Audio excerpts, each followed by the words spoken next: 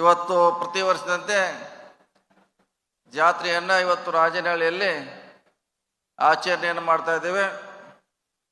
ಈ ಜಾತ್ರೆ ಪ್ರಾರಂಭ ಮಾಡೋಕ್ಕಿಂತ ಮುಂಚೆ ಈ ಜಾತ್ರೆಯ ಉದ್ದೇಶ ಈ ಸಮುದಾಯವನ್ನು ಒಗ್ಗಡಿಸಬೇಕು, ಜಾಗೃತಿಗೊಳಿಸಬೇಕು, ಸಾಂಸ್ಕೃತಿಕವಾಗಿ ವೈಚಾರಿಕವಾಗಿ ಈ ಸಮಾಜವನ್ನು ಒಂದು ವೇದಿಕೆಗೆ ತರಬೇಕು ಅನ್ನೋ ಕಾರಣಕ್ಕಾಗಿ ಜಾತ್ರೆಯನ್ನು ನಾವು ಪ್ರಾರಂಭ ಮಾಡುವಂಥ ತಮಗೆಲ್ಲ ಗೊತ್ತಿರುವಂಥ ಇತಿಹಾಸ ವಿಚಾರ.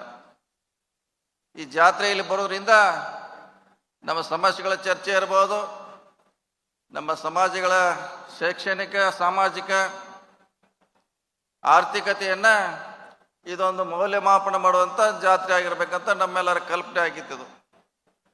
ಸುಮ್ಮನೆ ಬಂದು ನಾವು ಇಲ್ಲಿ ಬಂದು ಹೋಗೋದಷ್ಟೇ ಅಲ್ಲ, ಸಮುದಾಯ ಪ್ರತಿ ವರ್ಷ ಎಷ್ಟು ಇನ್ಕ್ರೀಸ್ ಆಗ್ತಾ ಇದೆ, ಎಷ್ಟು ಡಾಕ್ಟರ್ ಆಗ್ತಿದ್ದಾರೆ, ಎಷ್ಟು ನೌಕರಿಯಲ್ಲಿ ಹೋಗ್ತಿದ್ದಾರೆ, ಎಷ್ಟು ಜನ ಉದ್ಯೋಗಪತಿಗಳಾಗ್ತಿದ್ದಾರೆ, ಎಷ್ಟು ಜನ ಸಮಾಜ ಸೇವೆಯಲ್ಲಿ ತೊಡಗಿದ್ದಾರೆ ಅನ್ನೋದು ಕೂಡ ಇವತ್ತು ಮೌಲ್ಯಮಾಪನ ಮಾಡುವಂಥ ಜಾತ್ರೆ ಆಗಿದೆ. ಬೇರೆಯವ್ರು ಭಾಳಷ್ಟು ಜನ ಏನೇನೋ ವ್ಯಾಖ್ಯಾನ ಮಾಡ್ತಾರೆ ಜಾತ್ರೆ ಅಂದರೆ, ನಮ್ಮ ದೃಷ್ಟಿಯಲ್ಲಿ ಜಾತ್ರೆ ನಮ್ಮ ಸಮುದಾಯವನ್ನು ಸಾಮಾಜಿಕವಾಗಿ ಮೇಲೆತ್ತುವಂಥ ಜಾತ್ರೆ ಆಗಬೇಕಂತ ನಮ್ಮೆಲ್ಲರ ಕಲ್ಪನೆಯಿಂದ ಇದು ಪೂಜ್ಯ ಸ್ವಾಮೀಜಿಯವರ ನೇತೃತ್ವದಲ್ಲಿ ಪ್ರಾರಂಭ ಆಗಿದೆ. ಈಗಾಗಲೇ ಅಧ್ಯಕ್ಷರಾದ ಬಸನಗೌಡ ದದ್ದಲ್ ಅವರು ನಾವೇನು ಹೇಳಬೇಕಂದ್ರೆ ಸುಮಾರು ಸಾರಿ ಹೇಳಿದ್ದೇವೆ. ಕಳೆದ ಜಾತ್ರೆಯಲ್ಲಿ ಕೂಡ CM ಅವರ ಸರ್ಕಾರದ ಗಮನಕ್ಕೆ ತರುವಂಥ ಪ್ರಯತ್ನ ಮಾಡಿದ್ದೀವಿ. ಅದು ಟ್ರೈಬಲ್ ವಿಶ್ವವಿದ್ಯಾಲಯ ಇರ್ಬೋದು, ವಸತಿ ಶಾಲೆಗಳಿರ್ಬೋದು, ಹಲವಾರು ನಾನಾ ಬೇಡಿಕೆಗಳನ್ನು ಇವತ್ತು ದದ್ದಲ್ ಅವರು ಮುಖ್ಯಮಂತ್ರಿ ಗಮನಕ್ಕೆ ತಂದಿದ್ದಾರೆ. ಈ ಬರುವಂಥ ಬಜೆಟ್ನಲ್ಲಿ ಅವೆಲ್ಲ ಈಡೇರಬೇಕಂತ ತಮ್ಮೆಲ್ಲರ ಪರವಾಗಿ ಮಾನ್ಯ ಮುಖ್ಯಮಂತ್ರಿಗಳನ್ನು ನಾನು ಕೂಡ ಒತ್ತಾಯಿಸ್ತೇನೆ. ಈಗಾಗಲೇ ಹಲವಾರು ಕಾರ್ಯಕ್ರಮವನ್ನು ಸಿದ್ದರಾಮಯ್ಯ ಅವರ ನೇತೃತ್ವದಲ್ಲಿ 13ನಿಂದ ನಮ್ಮ ಸರ್ಕಾರ ಬಂದಾಗ 13ರಿಂದ 18, 23ರಿಂದ ಇಲ್ಲಿವರೆಗೆ ಹಲವಾರು ಈ ಸಮಾಜವನ್ನು ಮೇಲೆ ಎತ್ತಬೇಕು, ಮುಖ್ಯವಾಗಿ ತರಬೇಕಂತ ನಾನಾ ಕಾರ್ಯಕ್ರಮವನ್ನು ಮಾಡುವಂಥ ಪ್ರಯತ್ನ ಆಗಿದೆ. ನಾವು ತಿಳಿದ ಮಟ್ಟಿಗೆ ಅವು ಇನ್ನೂ ಯಶಸ್ವಿ ಕಂಡುಕೊಳ್ಳುವಂಥ ಪ್ರಯತ್ನಕ್ಕೆ ನಾವು ಇವತ್ತು ಹೋಗಬೇಕಾಗಿದೆ. ಇನ್ನು ಪರಿಣಾಮಕಾರಿಯಾಗಿ ಅವನ್ನ ಅನುಷ್ಠಾನ ತರಲಿಕ್ಕೆ ಸರ್ಕಾರ ಇಲಾಖೆ ನಾವೆಲ್ಲ ಮಾಡುವಂಥ ಪ್ರಯತ್ನ ಮಾಡಬೇಕಂತ ಇವತ್ತು ನಾನು ಕೂಡ ವಿನಂತಿ ಮಾಡ್ತೀನಿ.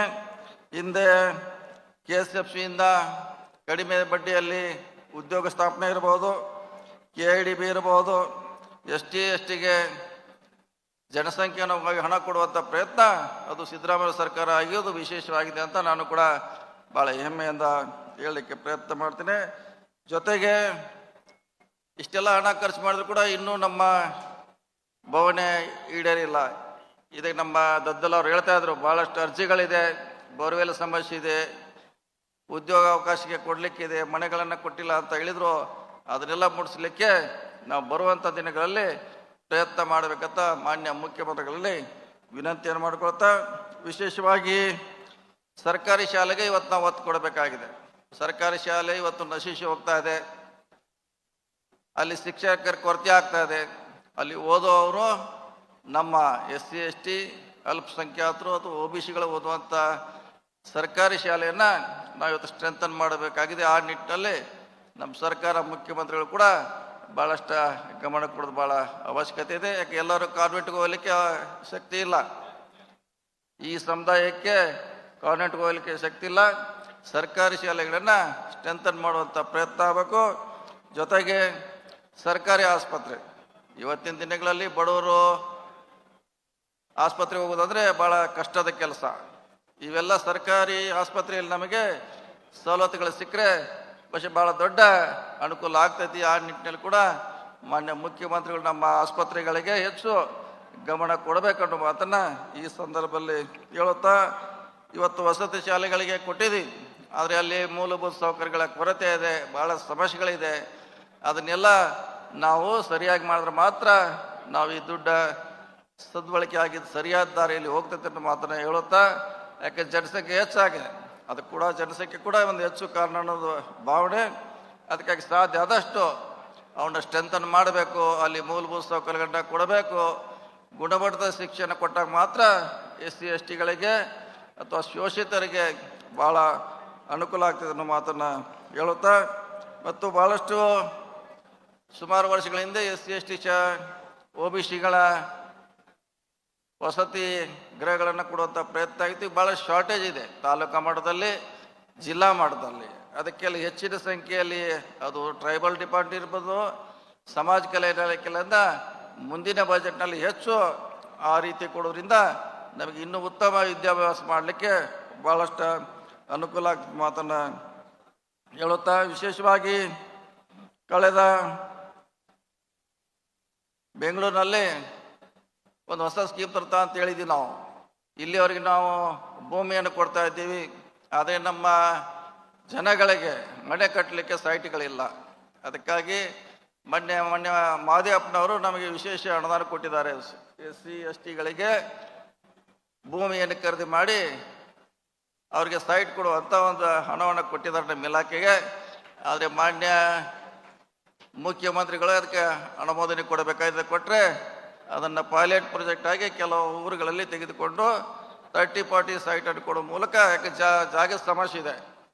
ST STಗಳಿಗೆ ಭಾಳಷ್ಟು ಕಡೆ ಜಾಗ ಕಟ್ಟಿಕೊಳ್ಳೋದು ಭಾಳ ಕಷ್ಟದ ಕೆಲಸ. ಒಂದು ವೇಳೆ ನಾವು ತೆಗೆದುಕೊಳ್ತಿದ್ರೆ ಕೊಡ್ಲಿಕ್ಕೆ ಕೂಡ ಈಗ ಭಾಳಷ್ಟು ಜನ ಮುಂದೆ ಬರೋಲ್ಲ. ಅದಕ್ಕಾಗಿ ನಮ್ಮದೇ colony, Valmiki colony, Ambedkar colony ಅಂತ ಮಾಡುವಂಥ ಒಂದು ಕನಸಿದೆ. ಅದಕ್ಕೆ ಮುಖ್ಯಮಂತ್ರಿಗಳು ಬೇಗ ಮಂಜೂರಾತಿ ಕೊಟ್ಟರೆ ಆದಷ್ಟು ಬೇಗ ನಿಮಗೆ ಸೈಟ್ ಕೊಡುವಂಥ ಭಾಗ್ಯ, ಅದೊಂದು 6ನೇ ಭಾಗ್ಯ ಆಗ್ತದೆ ಅಂತ ಹೇಳಿಕ್ಕೆ ನನಗೆ ಭಾಳ ಸಂತೋಷ ಆಗ್ತಾ ಇದೆ. ಸುಮಾರು 40 ಕೋಟಿ ರೂಪಾಯಿನ ಮಾದೇವಪ್ಪನವ್ರು ನಮ್ಮ ಇಲಾಖೆಗೆ STಗೆ 20 ಕೋಟಿ, SCಗೆ 20 ಕೋಟಿ ಕೊಟ್ಟಿದ್ದಾರೆ. ಅದಕ್ಕೆ ಅನುಮತಿ ಕೊಟ್ಟರೆ ಆದಷ್ಟು ಬೇಗ ನಾವು ಸೈಟ್ಗಳನ್ನು ಹಂಚುವಂಥ ಕೆಲಸ ಮಾಡ್ತೀವಿ ಅನ್ನೋ ಮಾತನ್ನು ಹೇಳುತ್ತಾ, ನಮ್ಮ ಬಹುದಿನಗಳ ಬೇಡಿಕೆ ಚಿತ್ರದುರ್ಗದಲ್ಲಿ ದುರ್ಗೋತ್ಸವ ಆಗಬೇಕಂತ ಭಾಳ ಹಳೆ ಒಂದಿದೆ. ಅದನ್ನು ಯಾವ ರೀತಿ ನಾವು ಕಿತ್ತೂರು ಉತ್ಸವ ಮಾಡ್ತೀವಿ, ಹಂಪಿ ಉತ್ಸವ ಮಾಡ್ತೀವಿ, ಎಲ್ಲ ಉತ್ಸವ ಮಾಡ್ತೀವಿ, ದಸರಾ ಮೈಸೂರಿನ ಉತ್ಸವ ಮಾಡ್ತೀವಿ, ಅದೇ ಮಾದರಿಯಲ್ಲಿ ಈ ದುರ್ಗೋತ್ಸವ ಮಾಡೋ ಮೂಲಕ ಈ ನಾಯಕರ ಇತಿಹಾಸವನ್ನು ಮತ್ತೆ ಹೇಳುವಂಥ ಪ್ರಯತ್ನ ಆಗಲಿ ಅನ್ನೋ ಮಾತನ್ನು ಮುಖ್ಯಮಂತ್ರಿ ಗಮನಕ್ಕೆ ತರುತ್ತಾ, ಈ ಜಾತ್ರೆ ಇದು ರಾಜನಹಳ್ಳಿ ಸ್ವಾಮೀಜಿಯವ್ರ ಜಾತ್ರೆ ಅಲ್ಲ, ನಮ್ಮ ಶಾಸಕರದಲ್ಲ, ನಮ್ಮ ವೈಯಕ್ತಿಕ ಜಾತ್ರೆ ಅಲ್ಲ. ಇದು ನಿಮ್ಮ ಭವಿಷ್ಯತ್ತಿನ ಪ್ರಗತಿಗೆ ಜಾತ್ರೆ ಅಂತ ಭಾವಿಸ್ಬೇಕಂತ ತಮ್ಮಲ್ಲಿ ವಿನಂತಿ ಮಾಡಿಕೊಂಡು, ಮಾನ್ಯ ಮುಖ್ಯಮಂತ್ರಿಗಳು ಬರುವಂಥ ಬಜೆಟ್ನಲ್ಲಿ ದದ್ದಲ್ ಹೇಳಿದಿರ್ಬೋದು, ನಾವು ಹೇಳಿದಂಥ ಅಂಶಗಳನ್ನು ಗಮನಿಸಿ ಅದಕ್ಕೆ ನಮಗೆ ಹೆಚ್ಚು ಅನುದಾನ ಕೊಡಬೇಕಂತ ಹೇಳಿ ನನ್ನ ಮಾತು ಮುಗಿಸಿದ್ರು. ನಮಸ್ಕಾರ ಎಲ್ಲರಿಗೂ. ಕನ್ನಡಿಗರ ಮೆಚ್ಚಿನ ನಿಮ್ಮ TV20 ಕನ್ನಡ ವಾಹಿನಿ ಇದೀಗ ಟಿವಿಯಲ್ಲಿ ಲಭ್ಯ. ಕರ್ನಾಟಕ ಮತ್ತು ದೇಶ ವಿದೇಶದ 360 ಡಿಗ್ರಿ ಸುದ್ದಿ ವಿವರವನ್ನ ಪಡೆಯುವುದಕ್ಕೆ TV20 ವಾಹಿನಿಯನ್ನು ಲೈಕ್ ಮಾಡಿ, ವಿಡಿಯೋಗಳನ್ನು ಶೇರ್ ಮಾಡಿ, ಕಮೆಂಟ್ ಮಾಡಿ, ಸಬ್ಸ್ಕ್ರೈಬ್ ಮಾಡಿ. HCN ಕೇಬಲ್ 842 ನಂಬರ್ನಲ್ಲಿ ಹುಕ್ಕೇರಿ ತಾಲೂಕು ಹಾಗೂ ಸಂಕೇಶ್ವರದ ಸುತ್ತಮುತ್ತಲಿನ ಹಳ್ಳಿಗಳಲ್ಲಿ ಲಭ್ಯ.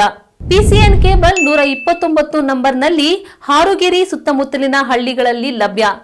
ರಾಯಬಾಗ್ ಡಿಜಿಟಲ್ ಚಾನೆಲ್ ಕೇಬಲ್ 80ನೇ ನಂಬರ್ನಲ್ಲಿ ರಾಯಬಾಗ ತಾಲೂಕಿನ ಸುತ್ತಮುತ್ತಲಿನ ಹಳ್ಳಿಗಳಲ್ಲಿ ಲಭ್ಯ.